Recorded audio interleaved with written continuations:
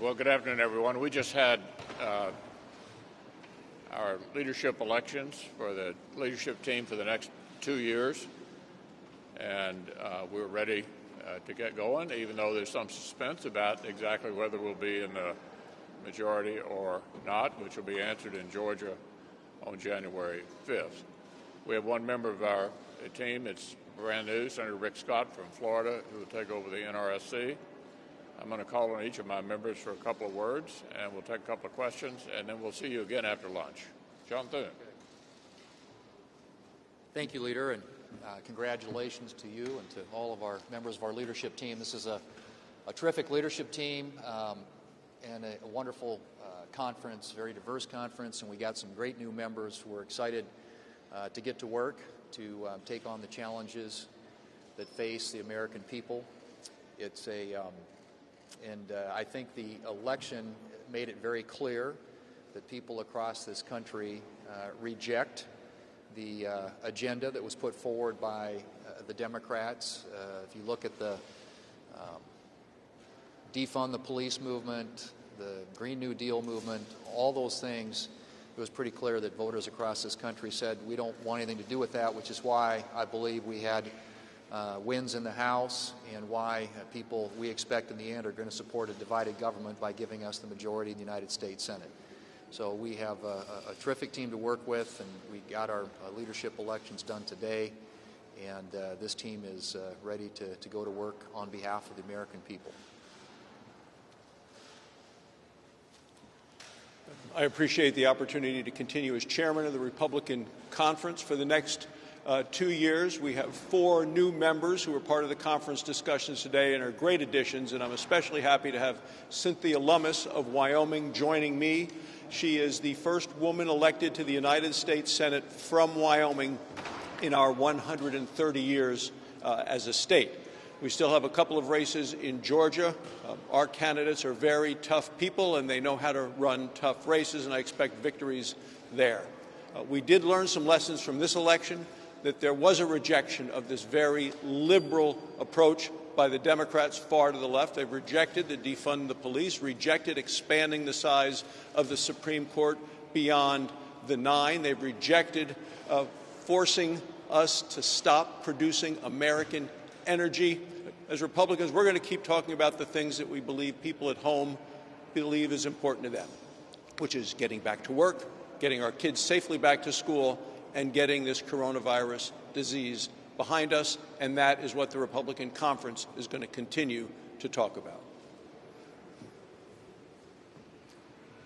I was pleased to be elected policy chairman again. What we saw in this last campaign was that candidates really matter, but what you're for also really matters. I think that's one of the reasons that virtually every predictor of what was going to happen in the elections was wrong.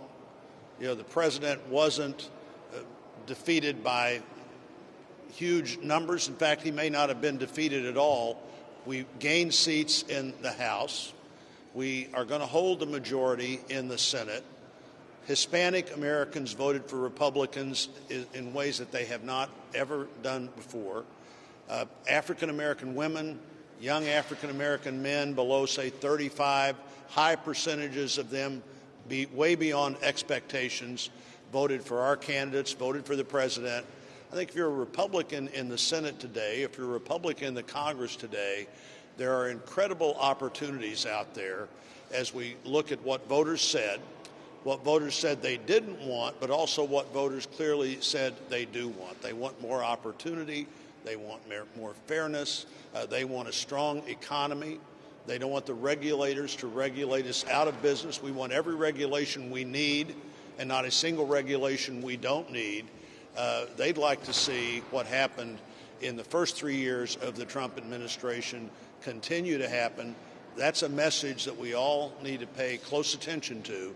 High employment numbers, low unemployment numbers among every group in America, and voters defied every predictor when they came to the polling place and said, this is what we want to see more of.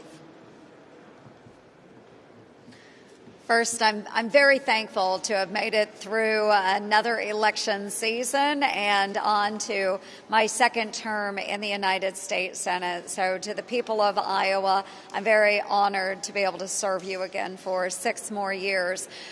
For this leadership team and for my Republican conference, I want to say thank you so much for once again electing me as vice chair of the Republican conference. It is such a tremendous opportunity for me to be able to take the stories that I get, and you hear me talk about it all the time, but I'm so proud of the 99 county tour that I do every single year, that Chuck Grassley has done for 40 years, to be able to gather those stories from Iowans and take their opportunities and their challenges and their voices and lay it out with the members of this leadership team to make sure that they are represented here to the best of my ability in the United States Senate.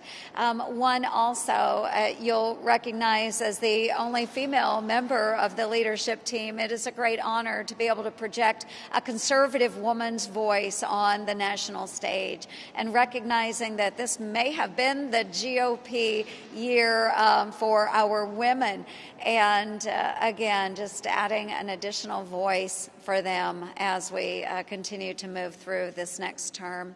But again, just so grateful, first, again, people of Iowa, and then to the members of my conference for re-electing me, putting their trust and confidence in me for this position as vice chair. Thank you.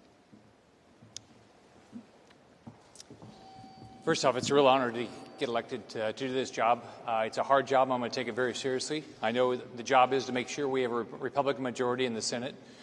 First, we've got to go win in Georgia, and we're going to win in Georgia. We all heard what the Democrats are going to do. Chuck Schumer said if he can take Georgia, he can change America. And we know what the Democrat changes are. Medicare for all, which is going to take away private health insurance for 150 million Americans. The Green New Deal, which is going to ruin our economy. It's a $100 trillion expenditure. The socialism, reduce funding for the police. All these things are going to change the America that we all grew up in, that we all want to keep. We've got great candidates. For the 22 cycle, we're going to recruit others, and we're going to continue to have a Republican majority after the Georgia races and at the end of 22. We're going to have another stakeout after lunch. I've got to go open the Senate, but I will take a couple quick ones. What does it say about America that heads of state from around the world have congratulated President-elect Biden and Vice President-elect Harris, and Republican leadership has still neglected to do so? Are you all afraid of President Trump? Well, what it says about America is that until the Electoral College votes, anyone who's running for office can exhaust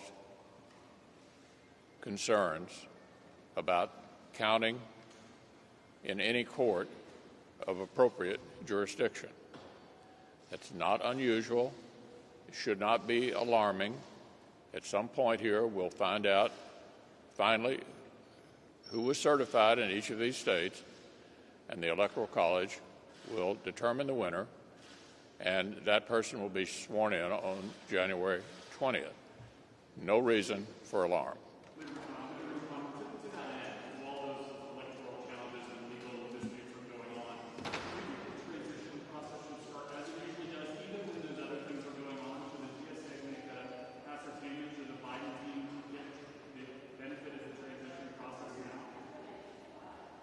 I don't think anything that's occurred so far interrupts an ordinary process of moving through the various steps that I indicated and allowing, if there is a new administration, it to work through the transition. All of these steps will be taken at the appropriate time. All of these steps will be taken at the appropriate time. Now, I'm going to go over and open the Senate. We have another stakeout after lunch, and I'll be happy to take your questions then.